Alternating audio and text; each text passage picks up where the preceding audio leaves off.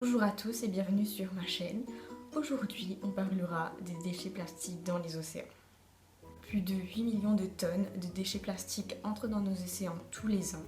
Ces déchets plastiques sont principalement concentrés vers les gyres, ou notamment les tourbillons de surface, qui sont au nombre de 5. Le grand tourbillon du Pacifique est de loin le pire, rassemblant à lui-même un tiers de ces déchets. Ces déchets sont majoritairement constitués de polypropylène et de polyéthylène, par exemple à travers les bouchons, les sacs en plastique, etc. Ces déchets posent de nombreux problèmes. On peut les regrouper au nombre de 4 grands types de problèmes. Premièrement, par la durabilité de ces déchets, avec le faible taux de dégradation, les déchets sont persistants dans les océans, posant beaucoup plus de problèmes avec l'accumulation chaque année. Deuxièmement, les animaux se retrouvent piégés dans les déchets en plastique, ce qui affecte leur capacité à se reproduire et à se nourrir. Et ensuite, ils ingèrent aussi des petits morceaux de plastique qui vont s'accumuler et finir par les tuer. Troisièmement, les déchets en plastique agissent comme un vecteur de dispersion. Ils ont notamment la capacité à accumuler des substances chimiques toxiques, comme le DDT par exemple, et une fois ingérés par les animaux, affectent la chaîne alimentaire en entier, car il y a un effet de bioaccumulation. Quatrièmement, ces déchets plastiques posent beaucoup de problèmes au niveau du coût, notamment au niveau du coût de nettoyage, du tourisme et de la santé humaine. Les plus gros producteurs de déchets en plastique sont la Chine, l'Indonésie, le Vietnam, les Philippines, le Sri Lanka et la Thaïlande. Et bientôt, l'Inde et le Nigeria vont se retrouver dans cette liste. Il faut savoir que la production d'objets en plastique a augmenté de 647% depuis 1975. Et donc ces déchets plastiques ne se retrouvent pas là au hasard. Premièrement, c'est dû déjà au courant, au vent. Ensuite, aux égouts. L'utilisation accrue d'objets en plastique n'aide pas du tout cette situation. Il faut aussi se rendre compte que tous les objets en plastique ne se retrouvent pas à la surface. Voyons maintenant les grands programmes prévus pour le nettoyage des océans. Il y en a pas mal, mais les deux plus grands programmes que j'ai pu constater, le premier c'est le Ocean Cleanup. Et vous retrouverez sur leur site les infos que je vais vous dire.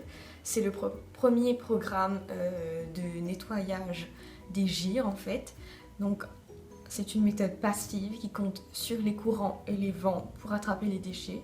C'est un système de barrière en V avec un filet pour notamment ramener les déchets, les ramasser et les réutiliser ensuite ou à travers le recyclage. La deuxième méthode, c'est la méthode le Pod Project. C'est cette petite machine qui consiste à aspirer l'eau et à filtrer les déchets en plastique.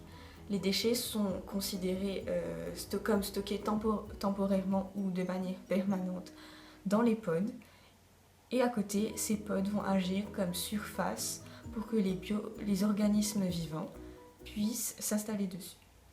Est-ce qu'il est pertinent aujourd'hui de mettre en place ce genre de système pour récupérer les déchets plastiques des océans? C'est ce que nous allons voir tout de suite. Déjà, ce système pose un grand nombre de problèmes. Pour commencer, les gyres ou les tourbillons sont des surfaces très grandes et le temps estimé pour nettoyer l'océan à ce niveau est estimé à environ entre 5 et 10 ans. Donc ça peut être un objectif pas du tout réaliste d'utiliser ces méthodes. Deuxièmement, tous les éléments mis en mer sont soumis à de rudes épreuves et se désintègrent ou se cassent au bout de quelques semaines seulement. Les scientifiques ont estimé qu'il était compliqué de dire si un tel système de nettoyage pouvait rester très longtemps dans les eaux marines sans se casser, sans se dégrader. Ensuite, on sait que le plastique en lui-même pose des problèmes, notamment parce qu'il est souvent contaminé par les substances chimiques et donc ne pourra pas être recyclé comme il est prévu dans ce type de programme. Aussi, ces plastiques sont très dégradés et sont colonisés par des organismes vivants. Ce sont des plastiques qui sont très mous et qui sont donc difficiles à être utilisés. On sait que les plastiques vont se dégrader en mer à cause des UV. Ces plastiques vont se désintégrer en très petits morceaux qu'il sera très difficile d'utiliser et de recycler. les grosses particules de plastique uniquement sont utilisées, ce qui pose problème, ce qui veut dire en fait que les petites particules qui sont au fond, qui sont plus au fond des océans, ne sont pas récupérées. On a aussi un problème au niveau du tri du plastique, car tous ces morceaux de plastique doivent être triés avant d'être recyclés. Cela implique une mise en place d'un système de tri très efficace et donc remet en question la pertinence de ces types de projets. Enfin, le problème majeur aussi posé par ce type de projet, c'est le coût économique et les bénéfices qu'on peut en tirer. Les plastiques aujourd'hui coûtent très peu cher à produire et le coût du recyclage et de récupérer ces déchets en plastique est nettement supérieur au coût de la production. Dans tous les cas, on doit réutiliser une partie seulement de ces de ces plastiques recyclés et les rajouter à du plastique neuf afin de créer de nouveaux objets. Vous voyez bien que tous ces problèmes posés remettent en question la viabilité d'un projet qui consiste à récupérer le plastique qu'on jette. La solution reste quand même la prévention à la source. Le plastique recyclé aujourd'hui est un marché très lucratif, mais on reste quand même dans un système avec une boucle ouverte où les gens peuvent penser que comme le plastique est peu cher à produire et facile à produire, il est aussi facile à jeter.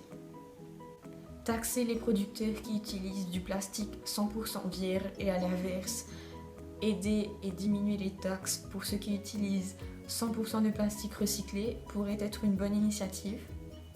Et comme je le disais, la prévention à la source reste la solution.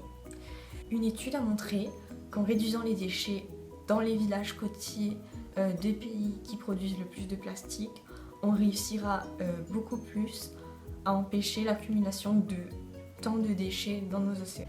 Si vous avez aimé ce sujet et que cette problématique vous a intéressé, n'hésitez pas à cliquer sur j'aime. Et dans tous les cas, si ces thématiques vous intéressent, n'hésitez pas à vous abonner à ma chaîne.